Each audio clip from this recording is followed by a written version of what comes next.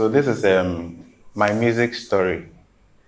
So we celebrate music creatives. So anyone in the music productions line, like from producer to artists to PVs to music directors. Yeah. So we celebrate music creatives and highlight on their works and Sure. just to tell us their journey, to inspire people, to draw some lessons from them. So Sure. I mean, I'm honored to have you, Trigmatic, in my studio. Sure. Thank you so much. So Welcome. maybe we'll start by a bit of an introduction, telling us how your upbringing, where you grew up, and things like that. Okay. My name is Trigmatic, and but my actual name is Enoch Yao Odro AJ. I grew up in Flamingo, a suburb of Dansoman, Okay. closer to Shukura. Came from a more extended family, so I lived around the external family members. Like my grandparents, cousins were all in one house. A Christian home, obviously, but I didn't stay with both parents. I didn't have the opportunity to stay with both parents. I didn't experience that, but it was great growing up, from my house or my home at the time. I enjoyed every bit of my growing experience because I think my my guardians allowed or guided me through that allowance to do what I wanted to do, and that helped me to bring out my talent. There were not so many restrictions, but when my granddad was alive, he was a disciplinarian. He would have probably, if he was still alive, I'm sure there wouldn't have been Trigmatic because it wasn't something he wanted me to pursue medicine. Wow. One, because the family had a pharmacy and then also a clinic. Okay. So he wanted, I'm sure he was looking for a predecessor or something. Yes, but I've always had a passion for music. My grandma shares a story with me that when I was young, I used to be a crybaby. And the only thing that keeps me quiet was music. Wow. Like the moment I hear the sound of music. So they actually bought me headphones at a very small age with a Walkman. And when I was a baby, anytime I cried, you just need to play music and I'll stop crying. I can lay there the whole day. Wow. And not so it's always been a part of me. Right from primary school, everybody around me knew I would do music. Wow. Because I didn't do anything else. It was just music. I was in the school choir. Later, when we had entertainment stuff, I would always be a part of it. I think that there was a few times I did Chichikule, I did Fun World. I've always been around music. I came out from an era where art development was there were more avenues for art development. Like I was mentioning Fun World, Kida Fest. There was one for the very high school people, which were recognized. And then some of the schools had their own entertainment platforms. I think St. Anthony's had Kakraba. My own school used to have our own events as well. Martin Porres, I attended Martin Porres for primary and JHS, and then later went to St. Martin's. And so growing up, I've always been around music. At a very young age, Ekomaika, who is a legend and was actively doing music, used to visit our home. And anytime he came around, he would say, "Oh, this guy is going to be a star." Wow. I remember that he would leave his guitar for me to hold the whole time. There was a time he took me around our shop and bought me sneakers and left his guitar for me to hold, and he would walk around. He used to love me because he used to always say I'll become a musician. I don't know what he saw at the time because I was very young. In a nutshell, I've had my own ups and downs, but yeah, we're here today. Wow. It's been a great journey. It looks like you've had a very packed, exciting childhood. Yeah. With Fun World and Kida Fest. Yeah.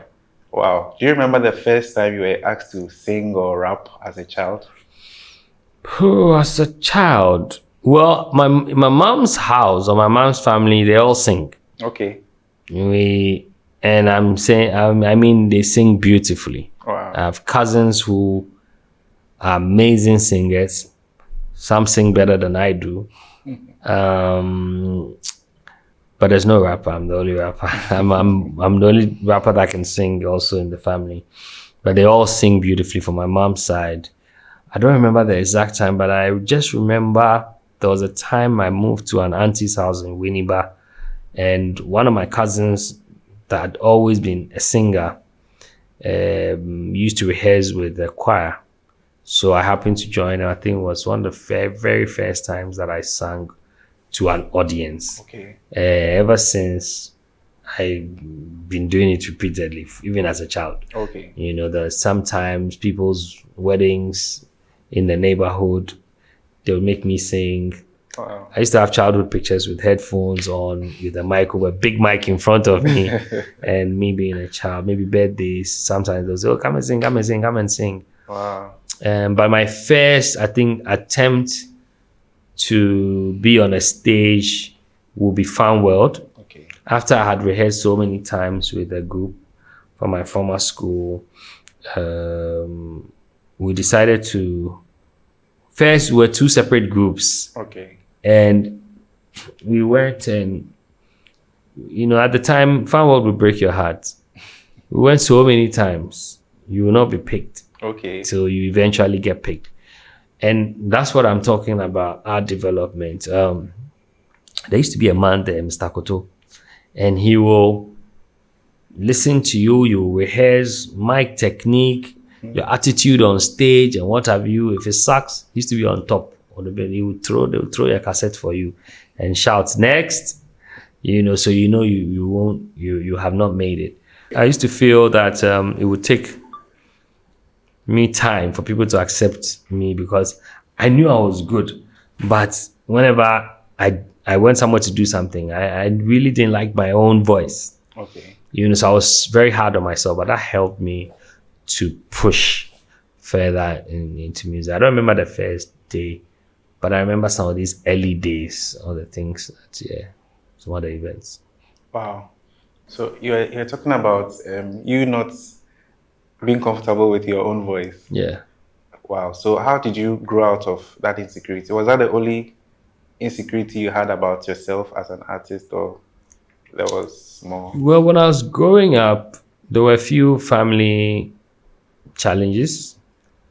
And so that's also, well, at the time I didn't know it was an insecurity, but I didn't know what it was. I just didn't like, but you're right, it was. I just didn't like my voice because I thought other people were better.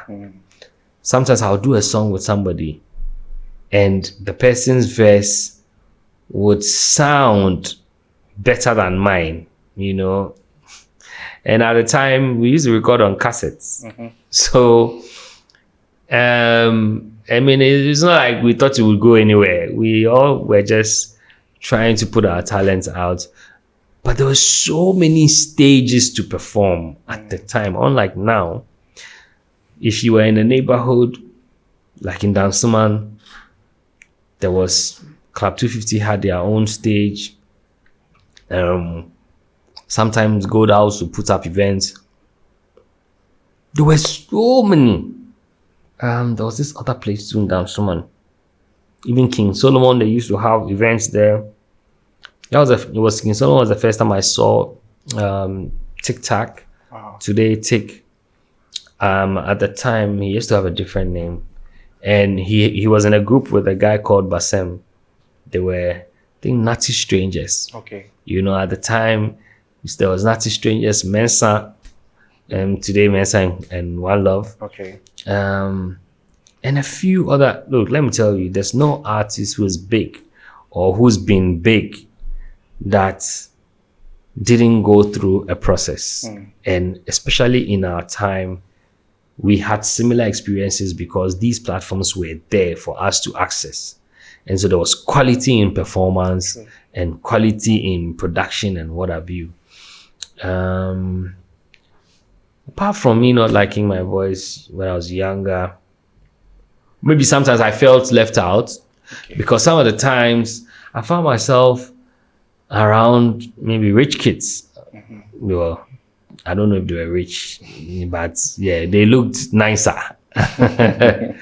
Maybe the way they dress, they had multiple sneakers, and and the hip hop culture had grown in Africa, and it was about Interesting. your sneakers, your jerseys, basketball jerseys, and I wanted some of that, and you wouldn't get. You manage and go to counter and get, or your parents they're struggling and they get you something, you just have to manage it.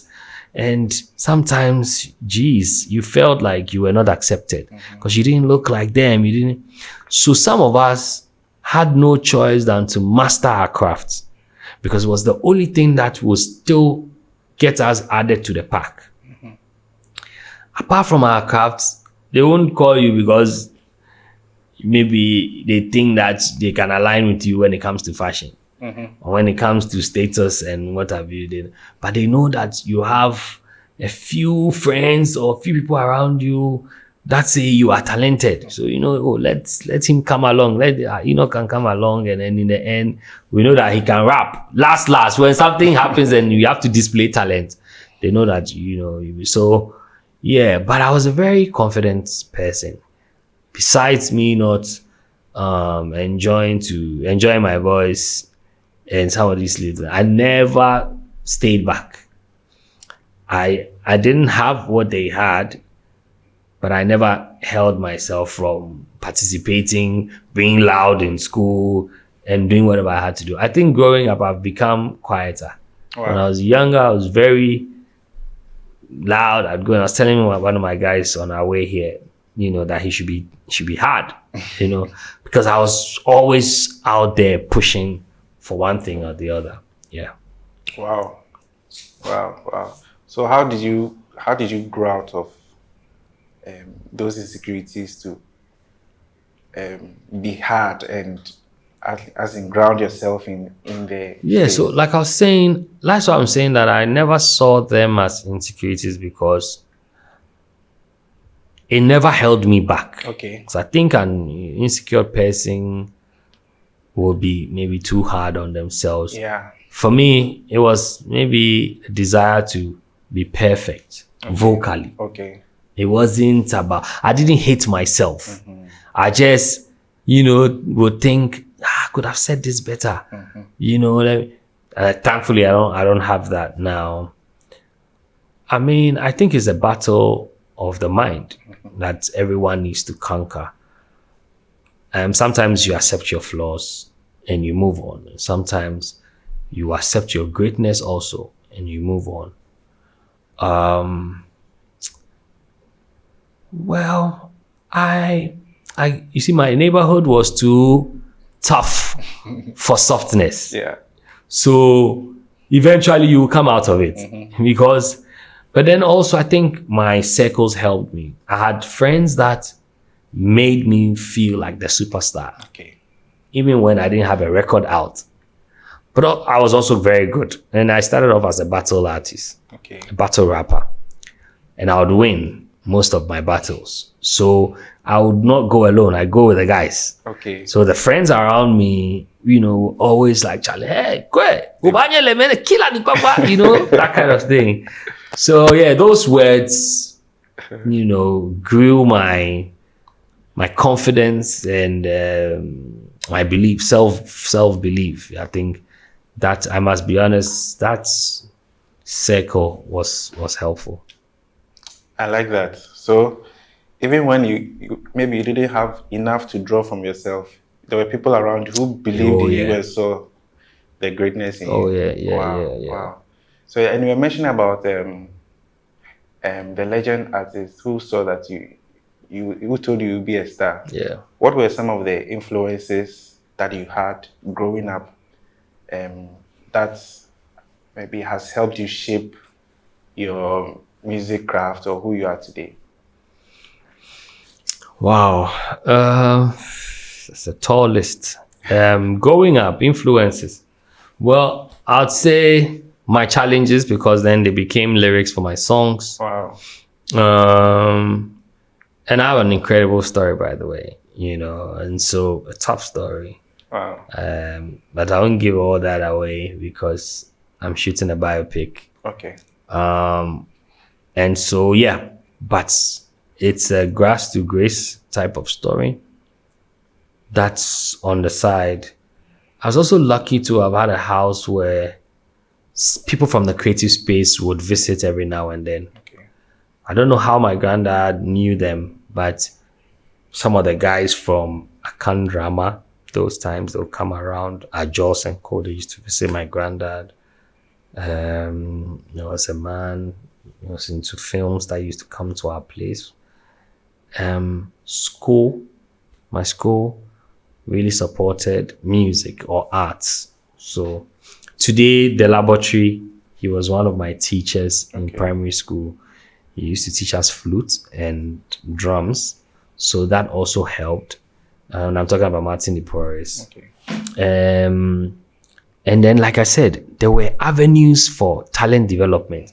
And so whenever you visited, it was like a hub. So whenever you visited those places, like the National Theatre was open. I don't know if it's still like that today, but it was open for us to hang around because you want to be shortlisted for the following week's Fun World production. So we rush and go there, try and make sure we get everything sorted out. So that was it. And then there were other events or programs like Bless the Mic. Okay. I must say, Bless the Mic played a very major role, and big shouts to PY. We used to have Bless the Mic every Thursday, where we go do your freestyle, and there's so many artists. And the artists that came on Bless the Mic are all number ones today. Wow. I'm talking myself, Sack, Stoneboy, Ifia, Kochoko, the rest of the Mobile Boy guys. All of them were coming from Bless the Mic, and we're all up and coming at the time. EL, J-So, J-Town, all the guys. Wow. Every Thursday we'll meet. Sometimes they rotate the locations. And I pray that something like that will come back. The ecosystem must grow to that point again, because then you have a lot of artists that are misguided or left alone. So I met a lot of these artists very early on when I wasn't even a big hit. I was just coming up, and I always push myself wherever there was music, whether it's a radio station, whether you were a presenter. There are times I'll chase radio presenters, find out where they sit to eat, and go there, drop my CDs, because at the time you couldn't email. You have to take your CD. Yeah. I'll take my CD. They give you my CD, beg you to play, come and visit you when you're on air, and come and sit down there and make sure you play, even if you play once. So I built a network with that. I started working also with a magazine. Thanks to Frank, who was my first boss. He was my junior in school, and he started a magazine. Decided to work with him. And that introduced me to a lot of artists, because I was going to be interviewing artists and writing the stories, transcribing. And it was a tough job, but we did the first issue, second issue, I think the third one. And then I moved on to radio. It was in selling the second issue that I met my first employer, for radio, my Vibe FM. And that also got me to meet people. I did Lyricist Lounge, Lyrical Hype, all these shows. So all those people within that circle, they became gatekeepers, the other stakeholders, and then some became the artists that we had. So coming up, I had already encountered them, I already met them. They were already in my network, in my circle.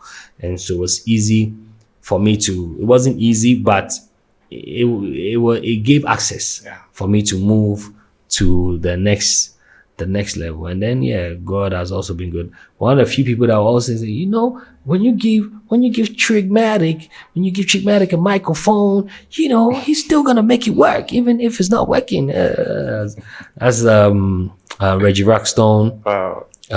He would always say, no matter how bad the sound is, I'll make it work. And it was true. I had this voice. I didn't know why or how, but it will always sound good, even when the mic is not the best.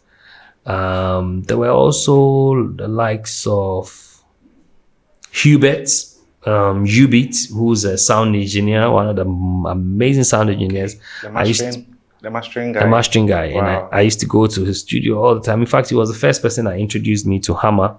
Wow. Hammer of the last two. And then I met Jay Foley at Hammer's place. Okay. And so Jay Foley was also Hammer's protege, wanting to produce. And Jay Foley was a producer. But then there was a gap between, because I was in school, I had to go back to school between 2000 and 2003. Okay. So I met Foley again in 2003 in the studio. And he had become a full-blown producer, producing for some of us. Okay. So started recording with him. There were times I would travel all the way to Tech because he was in school. I'll go all the way to Tech and sleep in his hostel, try and finish a whole album before I come back. Yeah. And come back to Accra and still push it. And I moved and worked with Foley for years, with Jay Foley for years. I'm not surprised where he is today and what he's doing. It didn't just start. It's been a journey, from Foley. So from Hubert to Hammer, Hammer to Foley. Before that, the magazine had brought me in contact with Tiny. Okay. And so I was always pushing Tiny. And then one friend of mine, Sconti, who's like a brother, I did my first mixtape with Sconti also. Because the Foley records, we didn't put all together. But the one with Sconti, we put it together. And I played it for Tiny. And forced him, decided to jump on one of the songs. And it was big for me because Tiny was the godfather. He was huge. Then I took the Tiny record and the rest of the songs to Reggie to just listen. After listening and leaving his place, he sends me a text and says, track 5 is live. I would never forget that message. And he was like, let me jump on it. Wow. And for me, that was it. My first mixtape would have Tiny and Reggie Rockstone. Wow. That was it for me. And I thank these two people because they believed in me as young as I was. And they took a risk. Wow. Because, it could have been a wasted song, but we pushed. And at the time, Ghanaian hip-hop was struggling, but it was a buzz. It was something that, if not anything at all, that Bless the Mic will come every Thursday and people will hear you. And yeah, we did it. And yeah, that's the little story. I've in fact summarized it for you. That's very, very packed. That's very packed. Wow. So the name Trigmatic, has it got to do with any mathematical influence? So initially when I started with Trigger. Okay. Before I heard of Trigger. And then Trigger Bema also came. Okay, there were other triggers. Yes, so other triggers came. And I was always struggling, Charlie. Okay.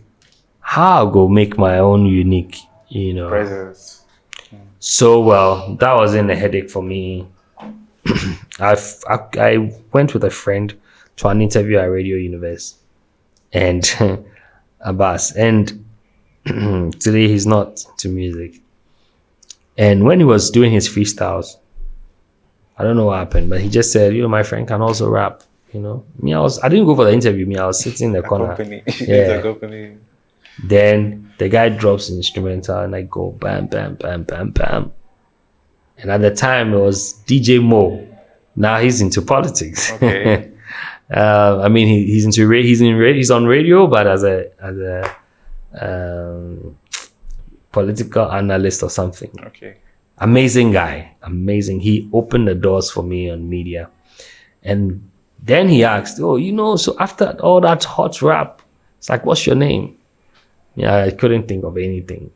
I just said Trigmatic. Wow. On the spot. So yeah, on the spot. So it was not a name that I planned to have.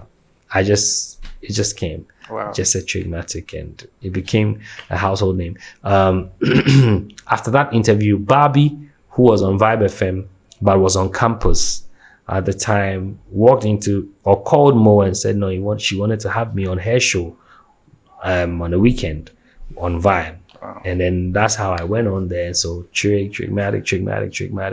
And I think the name was different. Yeah. You know, it was different, or it is different. So it was easy for it to catch on, even though other people came, Killmatic, whatever Matics.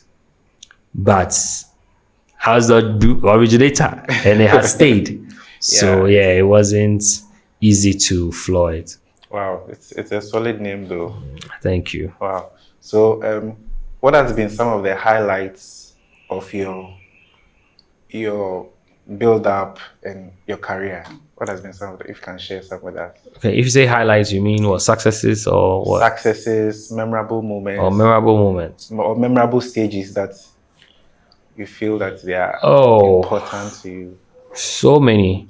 You can share a few with us. One of the biggest for me, it may not be to others, but for me, I'd always wanted to meet Fele's family. Okay.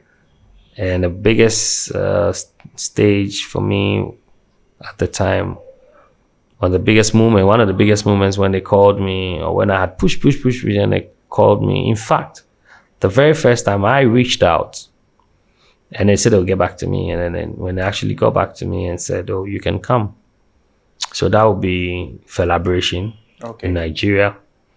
After performing that stage, they said, oh, there's also another stage, you know, still in Lagos that we want you to do. They're having a rock festival. And I thought it was weird, like, rock, man, but I knew I could do anything. And I did Rocktoberfest in Lagos as well. But I'll say Celebration is the reason I've played it so many times. I love it. Okay. I love it. But I've also done, I think recently I did the Hague African Music Festival. I think I saw.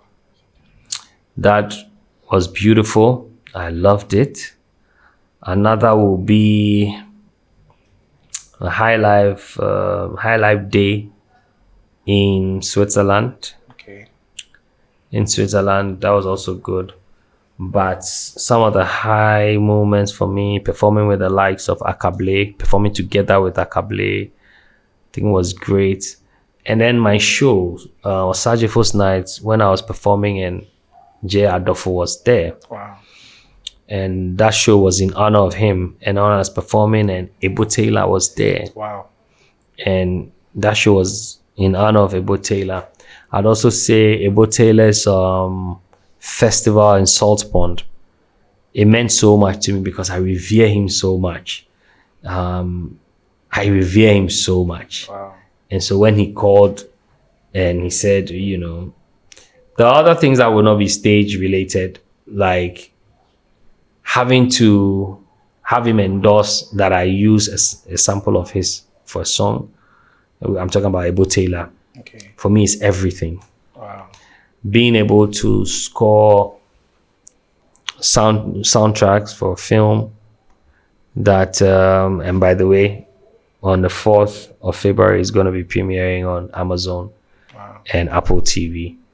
It's a Ghana Hollywood Nollywood collaboration. Wow. And I did about 80% of the songs. Wow. Working with Gomez, who's one of Ghana's best sound engineers when it comes to film scoring as well. He's one of the amazing guys. And also with Shire Universal, who has worked on most Hollywood films as a music director. You know, I worked hand in hand with them. I also think another highlight is when Womba is an old band in South Africa. I would say a legendary band. I actually met a Ghanaian guy in Abbey Road Studios. Okay. Darius. And Darius was a student at Abbey Road. And so he sneaked us into, you know, work there. And it was a monumental moment for me, if you know Abbey Road. Yeah. And then one of his mates said, "Oh, I know these guys, they would want to work with somebody like you. The way you sound, there's something about you and about your music." Lo and behold, she brought Womba Womba, who's an old legendary music group. They are musicians, and they've toured the world, and they actually asked me to rewrite one of their songs for them to do. So that, I don't know when they want to release that, but yeah, that. And working in Abbey Road, working in their main studio, big studio with the kind of microphone setup and everything. Yeah. Other things will be my book, writing a book. I didn't think I would. It wasn't something I was ever going to do. I didn't think I'd get here. But yeah, that's also good.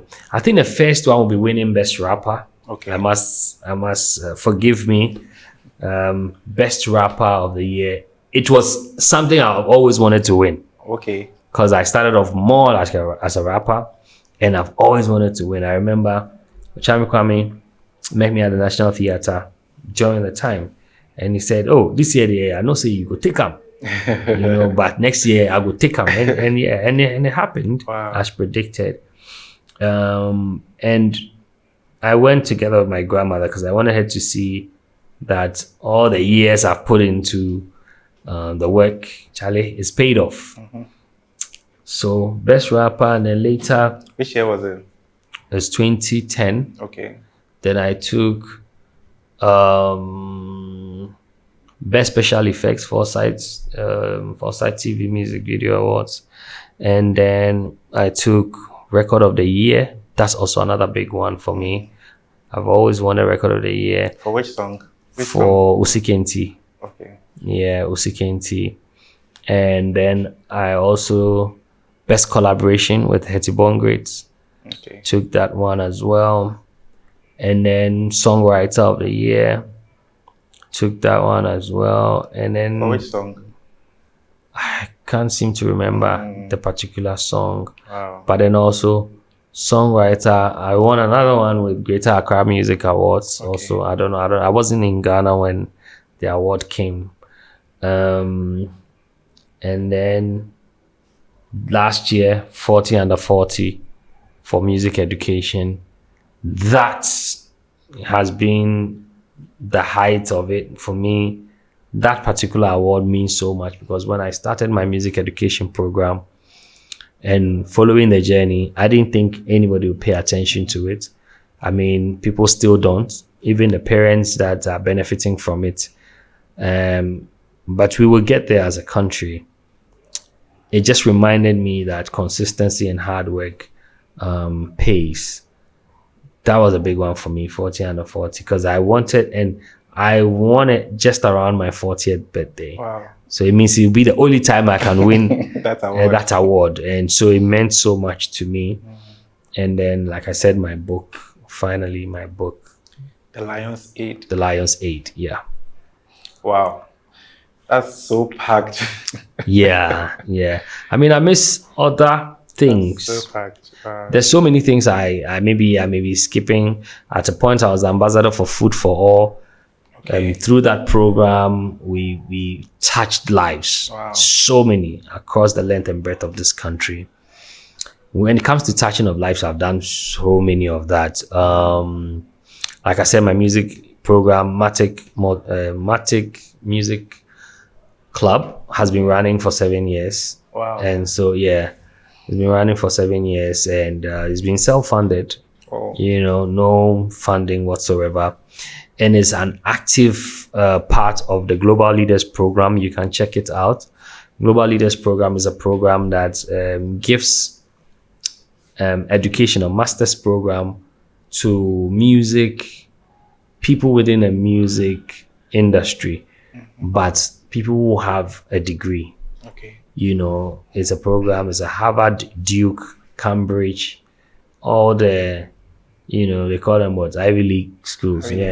So most of them are there. Wow. And there are lectures, they give you lectures and everything. And so when their students are passing out, they volunteer to work, on my project, and then they do their reports and take it back. So At a point, every year I had maybe about 12 foreigners coming in to study. Wow. And to teach us, the locals, how to read and write music. Okay. Through that program, we've trained teachers to become teachers, professional teachers, and we've also trained students to become, professionals. And like I said, it's been running. Wow. I actually also became the board member of the National Folklore Board. Okay. During Nanado's administration for 4 years. It was a beautiful experience. I've always wanted to be able to affect change. I've been on other committees, such as Music Election Committee, when they were doing the transition, though it was dissolved later.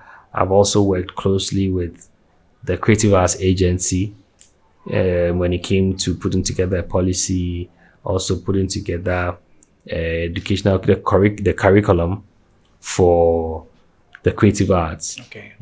So yeah, these are all amazing moments. You've been doing so much outside of singing and rapping. Yeah. Behind the mic. Wow, that's very impactful. Wow. Now let's look at the music education. I realized at a point you're organizing workshops across Africa and all that. What made you go into that space to educate musicians about music business and all the facets of business? Well, African Music Business Dialogue was put together for the African musician or the African music executive. And this is the reason I realized, or we all know, this one is not me, it's not by any research, we all know that currently African music and African musicians are the hottest cake right now. And whenever that happens, I always say, whenever Africa becomes the center of attraction, we lose our guard. It's where Africans don't pay particular attention. We love the attention. We love the validity that's coming from the West. I don't know if it's out of some form of insecurity, but we are not particular about what to do right and what we're doing wrong and how to guard ourselves. Because these guys out there, they are wolves. I mean, every businessman is a wolf or a lion. And so they plan strategically and go for hunting. And when they hunt, everybody's a game. Everybody is a potential game to a lion. Even the ones that have pet lions. So that's what brought the need to create that. Because if nobody is creating these workshops, if Africans are not discussing their own issues and finding solutions, practical solutions to their own problems, then look, the last thing we've got as a continent that we can't let go is our culture, our identity. And music is an integral part of it. In fact, it's at the center of it. It's been the fastest vehicle to promote the continent. True. Regardless of what anyone says. Well, I'm a musician, so I'll be biased to that. But I believe, because yes, someone will also say film, but film goes in hand with music. And so it's always been the music. If you look at there's AFTA, which is the Africa trade thing, free continental trade area, something. And they've been pushing the AFTA agenda for a while. There's AU. AU have been pushing an agenda for a while. We have not formed committees. We have not formed associations. Yet we're doing what AFTA seeks to do. If I do a song with skills from Nigeria and I'm able to go to Nigeria, or he comes to Ghana, we record in Ghana. When he comes here, he'll sleep in a hotel. You take an Uber, or we'll pick him up, we'll buy fuel and everything. Everybody benefits from that. And then You'll we shoot buy, a video. we shoot a video. It means we employ a camera crew, lights, sound, and everything. We take the video to Nigeria. When we go to Nigeria, we will do promotion. We will try and do an event to get people to come in at the event. Bartenders will be employed. Ushers will be employed. Sound guy will be employed, Sure. and what have you. And we're already trading. But this is the space that's relegated when it comes to serious talks or investment or serious things. You know, when you look at tourism, it's huge. But what is driving tourism across the continent, besides the natural resources, is music tourism. There are other types of tourism, but music tourism stands out. Because when I think of Tanzania, I think of Soti Dubasara. When you look at South Africa, they have one huge festival in Cape Town. You know, when you think of Nigeria, there's Celebration. Like I told you, I'm going to Celebration. I always decide to go by road. You know, it means I'm going to use their borders. I'm going to trade along the borders or buy food, buy things when I go, hotel and all of that. And so why not create a platform? And there are also specialists or industry gurus or people who understand the business. And so if we bring all of them together, it's like having our own UN assembly or having our own AU assembly, but for music. And I'm saying music because I'm biased to it, because I'm a music artist first. There are times some of us have also made mistakes when it comes to contracting. We've made mistakes when it comes to taking it. Look, let me tell you. So I'm sharing this with you. Like I said, I did a soundtrack for 9, which is a movie that's supposed to come out. As part of my contract, I was supposed to register with BMI or ASCAP because the director is from Hollywood. Sorry, the producer is from Hollywood. And yeah, of course, the director is also from Hollywood, though he's Ghanaian, Chris Atto. And because they were going to put it on platforms. Once it goes on Apple TV and it goes on Amazon, I must be paid by the streams, even though they paid a one-off for, because we use a local ensemble. We didn't just play it digitally. We recorded it live. Okay. So it's like we have to get all of them. And imagine me not having a proper understanding of, you know, what to do, what to ask for. Even though I must say Angela was a very amazing producer by saying, Trig, I give you 100% access to the music and you can split with whichever persons that you worked with. And so it's myself and Gomez, we are going to do the splits, and we split evenly. You know, we needed understanding. If I didn't understand, I probably would have said, actually, once you've done a one-off payment and I'm done, I won't even ask for any contract, nothing. Like this Amazon and Apple thing, I'm going to miss out big time. Future streams. I'm telling you. You know, and so these are some of the things, you know, but I even found out, it was then that I found out that when BMI was telling me that because I'm a member of GAMRO and blah, blah, and I knew that I had not given rights to GAMRO to collect on my behalf, you know. So some of these things are the ills that's killing the industry, you know, because how would they have access to my record when I have not, and I went there and they themselves said that, yeah, you are not a part of us. I'm like, okay, well, this is what BMI is saying. And so then it means somebody has put names without our permission. And so you need to fish it out. But what I'm trying to say is that it gives you an idea of how there's a gap when it comes to information. There's a gap when it comes to knowing what to do. I mean, we have a growing industry. And so there cannot be an excuse at this point when you lack certain things. When I see that there's a loophole, I'll take advantage of it. And so that's what the workshop seeks to do.